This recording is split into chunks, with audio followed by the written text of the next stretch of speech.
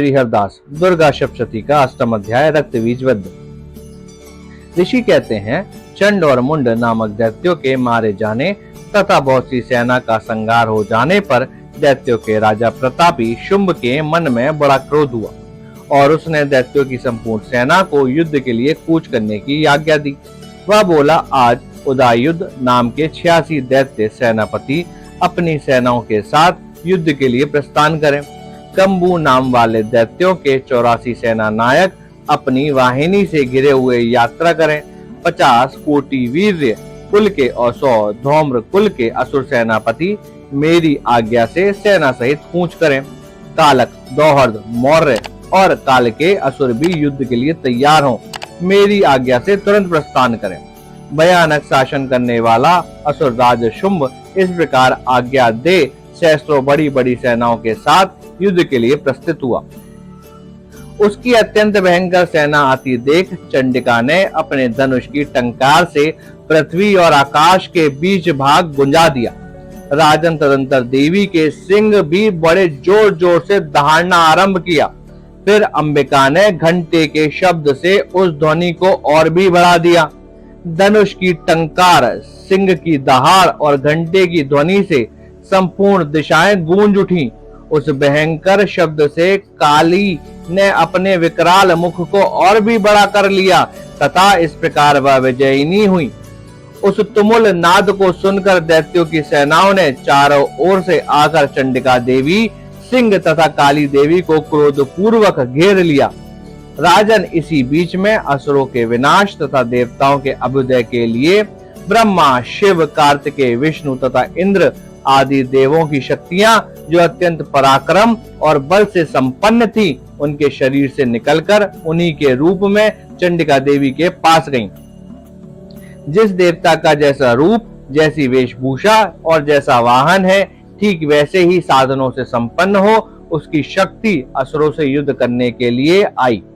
सबसे पहले हंस युक्त विमान पर बैठी हुई अक्षय सूत्र और कमंडलू से सुशोभित ब्रह्मा जी की शक्ति उपस्थित हुई, जिसे ब्राह्मणी कहते हैं।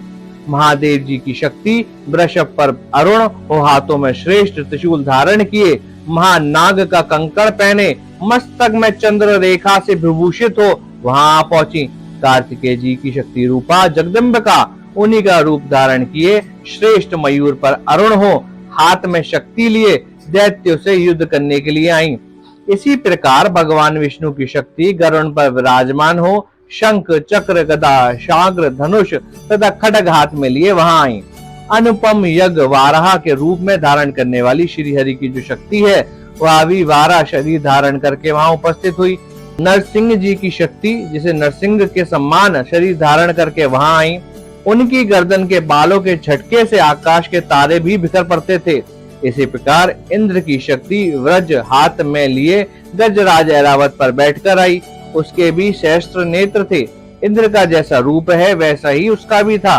तदंतर उन देव शक्तियों से घिरे हुए महादेव जी ने चंडिका से कहा, मेरी प्रसन्नता के लिए तुम शीघ्र ही इन असुरों का संहार करो। तब देवी ने शरीर से अत्यंत भयानक और परम उग्र चंडिका शक्ति प्रकट हुई, जो सैकड़ों गिद्दड़ियों के भांति आवाज करने वाली थी।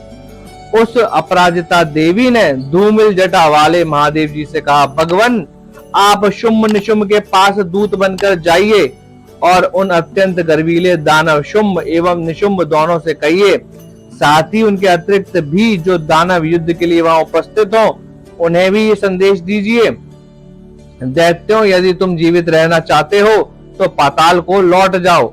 इंद्र को त्रिलोकी का राज मिल जाए और देवता यज्ञ भाग का उपभोग करें। यदि बल के घमंड में आकर तुम युद्ध की अभिलाषा रखते हो तो आओ, मेरी शिवाएं तुम्हारे कच्चे मांस से तृप्त हों। चूंकि उस देवी ने भगवान शिव को दूत के कार्य में नियुक्त किया था, इसलिए वह शिव दूती के नाम से संसार में विख्यात हुई। महादैत्य भी भगवान शिव के मुंह से देवी के वचन सुनकर क्रोध में भर गए और जहां कात्यायनी विराजमान थी उस ओर बढ़े।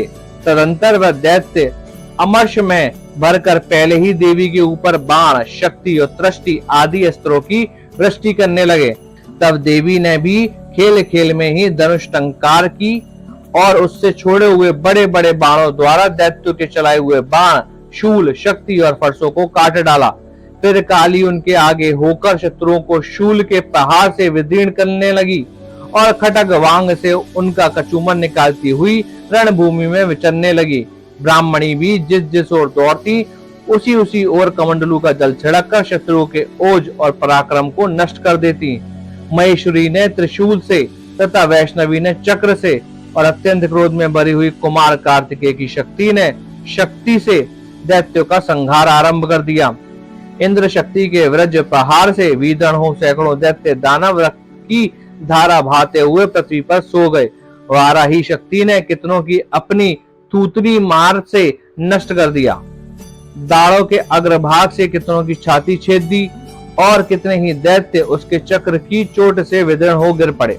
नरसिंही भी दूसरे दूसरे महादैत्यों को अपने नखों से विदीर्ण करके खाती और सिंह नाद से दिशाओं एवं आकाश को गुंजाती हुई युद्ध क्षेत्र में विचरने लगी। कितने ही असुर शिवदूती के प्रचंड अट्टहास से अत्यंत भयभीत हो पृथ्वी पर गिर पड़े और गिरने पर उन्हें शिवदूती ने उस समय अपना ग्रास बना लिया।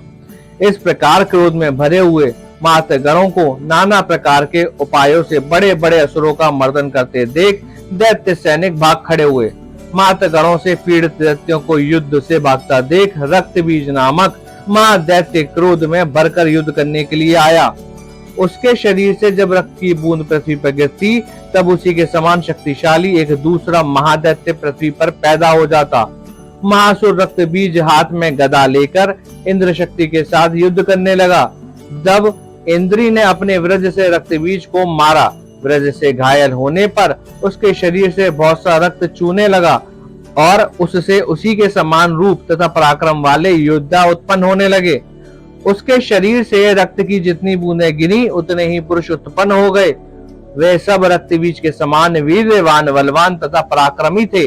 वह रक्त से उत्पन्न होने वाले पुरुष भी अत्यंत भयंकर अस्त्र शस्त्रों का प्रहार करते हुए वहां मातगणों के साथ घोर युद्ध करने लगे। पुनः वज्र के प्रहार से जब उसका मस्तक घायल हुआ तब रक्त बहने लगा और हजारों पुरुष उत्पन्न हो गए। वैष्णवी ने युद्ध में रक्तबीज पर चक्र का प्रहार किया तथा इंद्री ने उसे दैत्य सेनापति को गदा से चोट पहुंचाई। वैष्णवी के चक्र से घायल होने पर उसके शरीर से जो रक्त बहा और उससे जो उसी के बराबर आकार वाले सहस्त्रों महादैत्य प्रकट हुए, उनके द्वारा संपूर्ण जगत व्याप्त हो गया। कुमारी ने शक्ति से, वाराही ने खड्ग से और महेश्वरी ने त्रिशूल से महादैत्य रक्तबीज को घायल किया। क्रोध में भरे हुए उस महादैत्य रक्तबीज ने भी गदा से सभी मात्र शक्तियों पर पृथक पृथक प्रहार किया।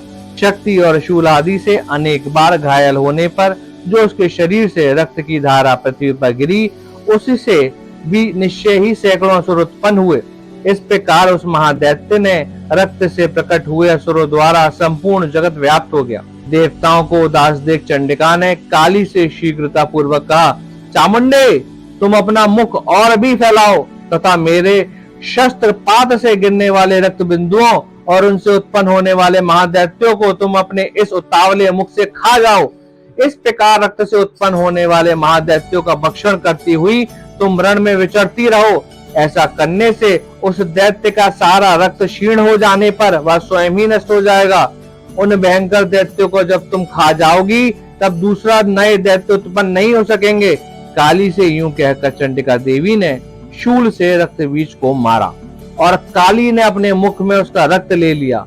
तब उसने वहां चंडिका पर गदा से प्रहार किया, किंतु उस गदा पात ने देवी को तनिक भी वेदना नहीं पहुंचाई। रक्तबीज के घायल शरीर से बहुत सा रक्त गिरा, किंतु यूं ही वह गिरा त्यों ही चामुंडा ने उसे अपने मुख में लिया। रक्त गिरने से काले का मुख में जो महादैत्य उत्पन्न हुए उन्हें भी वह चट कर गईं और उसने रक्त भी पी लिया। तदंतर देवी ने रक्तबीज को, जिसका रक्त चामुंडा ने पी लिया था, वज्र, बाण, खड्ग तथा तृष्टि आदि से मार डाला। राजन इस प्रकार शस्त्रों के समुदाय से आहत एवं रक्तहीन हुआ महादैत्य रक्तबीज पृथ्वी पर गिर पड़ा। नरेश्वर, इससे देवताओं को अनुपम हर्ष की प्राप्ति हुई।